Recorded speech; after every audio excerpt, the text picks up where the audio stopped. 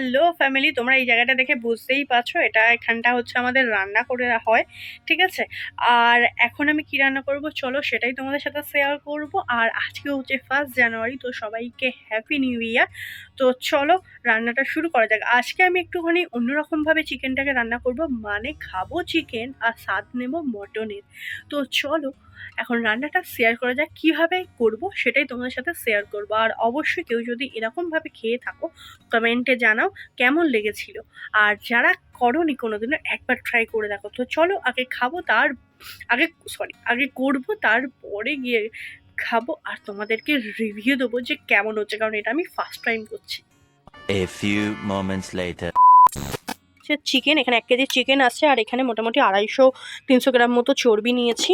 আর এইখানে ম্যারিনেশন করেছি হচ্ছে আদা, রসুন আর লঙ্কা। আর এখানে পেঁয়াজ কুচিয়ে নিয়েছি, এখানে টমেটো নিয়েছি, আর এখানে আলু নিয়েছি, কারণ আমরা আলু দেবো মাংসটাতে। তো চলো এখন শুরু করা যাক। এখানে কড়া নিয়ে নিয়েছি, আর কড়াতে এবার দেবো হচ্ছে তেল। তো আমি ফার্স্টে যেটা করবো সেটা হচ্ছে কড়াতে আমি সর্ষের তেল ঢেলে নিয়েছি, আর এখন দেবো হচ্ছে আলু। তো এটার জন্যই এখন আগে প্রথমে আলুগুলোকে ভেজে নেবো সুন্দর করে, লাল লাল করে। আর তোমরা কড়াটা দেখে বুঝতেই পারছো যে তেলটা একদম পুরোপুরি গরম হয়ে গেছে। আর এখন আমি আলুটাকে আগে ভেজে নেবো। তো চলো আগে আলুগুলোকে ভেজে নেওয়া যাক। দেখতেই পাচ্ছ আমার কিন্তু একদম লাল লাল করে আলুগুলোকে বেশ সুন্দর করে ভেজে নিয়েছি। ঠিক আছে, এবার হচ্ছে তুলে নেব। দেখতেই পাচ্ছ কত সুন্দর লাল লাল হয়েছে।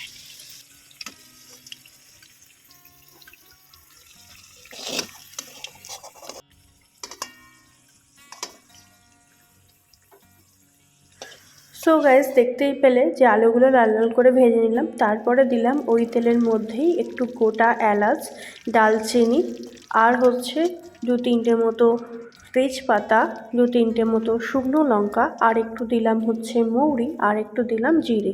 এটা দিলে স্বাদটা কিন্তু খুব সুন্দর আসে। আর দিলাম হচ্ছে পেঁয়াজগুলো যখন ভাজা ভাজা হয়ে গেল। আর পেঁয়াজগুলো এখন খুব সুন্দর করে ভেজে নেব নেড়ে নেড়ে, যাতে পুড়ে না যায়, এদিকেও খেয়াল রাখতে হবে। তো যাই হোক, তো দেখলাম যে ভাজাটা হতে টাইম লাগছে, তার জন্য দিয়ে দিলাম হচ্ছে একটু নুন, কারণ নুন আর চিনি অ্যাড করলে পেঁয়াজ ভাজার ভেতরে তাহলে খুব তাড়াতাড়ি কিন্তু ভাজাটা হয়ে যায়। তো তার জন্যই এগুলো কিন্তু দিয়ে দিলাম। যারা যারা দাও তারা তো জানোই। দেখো, দেখতে পাচ্ছ কত সুন্দর একটা কালার এসছে, বাদামি কালার। তো খুব সুন্দর করে আমি পেঁয়াজটাকে ভেজে নিলাম। ভেজে নেওয়ার পর এই অবস্থায় দিয়ে দেব হচ্ছে কাঁচা মাংসগুলো দিয়ে দেওয়ার পরে খুব সুন্দর করে ভেজে নেব, যাতে মাংসর ভেতর দিয়ে কোনো গন্ধ না বেরোয়। তার জন্যই মাংসটা আমাকে খুব সুন্দর করে ফার্স্টে ভেজে নিতে হবে, কারণ আমি মাংসটাকে ফার্স্টে কিন্তু কোনো রকম ম্যারিনেশন করে রাখিনি। তো তার জন্যই মাংসটাকে খুব সুন্দর করে ভেজে নেব।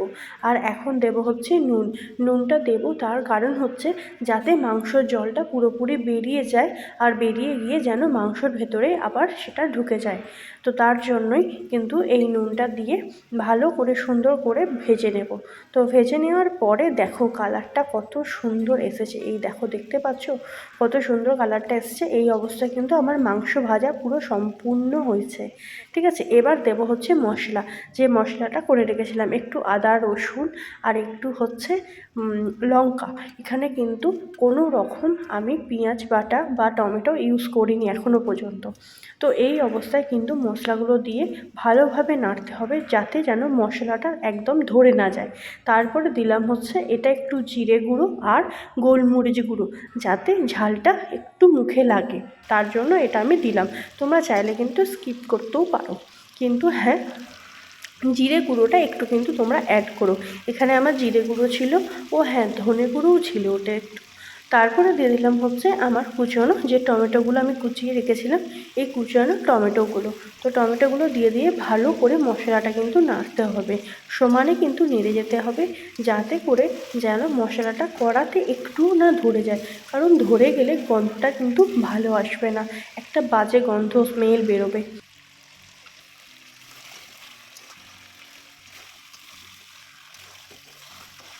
তো ভালোভাবে কষিয়ে নেওয়ার পরে এবার দিয়ে দেবো হচ্ছে আজকের মেন আকর্ষণ, মটন চর্বি। তো এখন খাসির মাংসের চর্বিগুলো সুন্দরভাবে মাংসের ওপর দিয়ে দেবো। দিয়ে দেওয়ার পরে ভালোভাবে এটাকে কষাতে হবে, যাতে খুব সুন্দরভাবে মুরগির মাংসের যে ভেতরে এই খাসির মাংসের চর্বির স্বাদটা, মানে খাসির চর্বির যে স্বাদটা, এই স্বাদটা যেন সুন্দরভাবে ঢুকে যায়। ঠিক আছে। তো এই অবস্থায় কিন্তু খুব সুন্দরভাবে কষিয়ে নিতে হবে আর সমানে কিন্তু এটাকে নেড়ে যেতে হবে যাতে কিন্তু একটুও ধরে না যায়, ধরে গেলেই কিন্তু একদম মহা মুশকিলে পড়ে যেতে হবে। এই যে আমি চিকেনের সাথে এই যে মাটন চর্বিগুলো দিয়ে দিয়েছি, আর এখন এর আগে যেহেতু আমি একবার নুন দিয়ে দিয়েছি, তাও এখন একটু স্বাদ মতো নুন দিয়ে দিলাম, যেহেতু জল দেব। হচ্ছে হলুদ,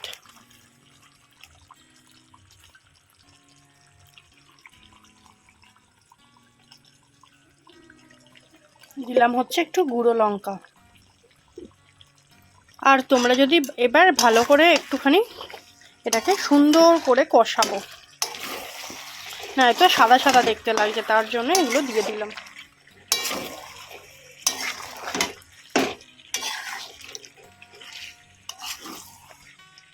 এইবার দেখো কালারটা কত সুন্দর আসছে। আর তোমরা কি ভাবছো যে সমস্ত ভিডিওতে যারা রান্নার ভিডিও শেয়ার করে তারা তো বিভিন্ন রকম চামচে ইউজ করে, আমি কেন হাত ইউজ করছি? তো ভয় পেও না বন্ধুরা, আমি কিন্তু সামনেই দেখো মগে করে জল রেখে দিয়েছি, এখানে কিন্তু প্রত্যেকটা জিনিস দেওয়ার পরে হাতটা এরমভাবে মুছে নিচ্ছি, তারপরেই কিন্তু আমি আবার রান্নাতে এগুলোতে হাত দিচ্ছি। এইভাবে কিছুক্ষণ কষতে হবে। যখন কষতে কষতে একদম শুকনো হয়ে যাবে তখন যে মশলা করে রেখেছিলে, মশলার যে জলটা, ওই জলটা কিন্তু ফেলে দেবে না, এই জলটা তখন একটু একটু করে এই মাংসটার ভেতরে দিতে থাকবে যাতে মাংসটা নিচে একদম ধরে না যায়। তো তারপরে যখন ভালোভাবে কষানো হয়ে যাবে তারপরে দেবে হচ্ছে জল, মানে যে যেমন ঝোল খেতে চাও সেই স্বাদ অনুযায়ী সবাই জল দেবে। তো তারপরে দেখো, দেখি মনে হচ্ছে লোভ লাগছে, দেখো চর্বিগুলো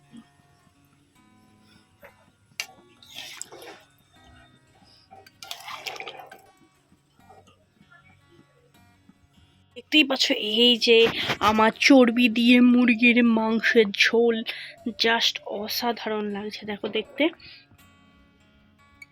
এবার খাবার টেবিলে দেখা হবে আর তোমাদেরকে সেটাই শেয়ার করবো। আর কেমন লাগলো রেসিপিটা অবশ্যই কমেন্টে জানাবে, চ্যানেলটিকে সাবস্ক্রাইব করবে আর আমার পাশে থাকবে। তো চলো, আর হ্যাঁ ব্যাকগ্রাউন্ড নিয়ে চিন্তা করো না, আমি না একদম বাঙালি ঘরোয়া টাইপের মেয়ে, আর সেখানেই তোমাদেরকে আমি রান্না করে দেখালাম। হ্যাঁ, এখানে কোনো সেট আপ নেই, কোনো রান্নার কোনো সেট আপ নেই, জাস্ট আমার যেমন লুক মানে আমার বাড়ি সেরকমই তোমাদেরকে দেখালাম, ঠিক আছে? তো চলো এবার খাবার টেবিলে দেখা হবে, আর রেসিপিটা কেমন লাগলো অবশ্যই কিন্তু কমেন্টে জানিও। ফ্যামিলি, আমার স্নান কমপ্লিট হয়ে গেছে আর এখন আমি মাংসটাকেও নাবিয়ে নিয়েছি। তো চলো মাংসটা দেখে নেওয়া যাক যে কেমন হয়েছে, বেশ গন্ধটা তো সুন্দর বেরিয়েছে, চলো দেখে নেওয়া যাক। মাংসটা এই যে দেখতেই পাচ্ছ,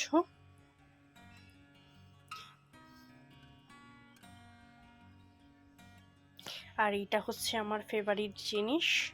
মাংসটা তো দেখতেই পেলে কেমন, তো আমি এইটা খাবো। হ্যাঁ এখন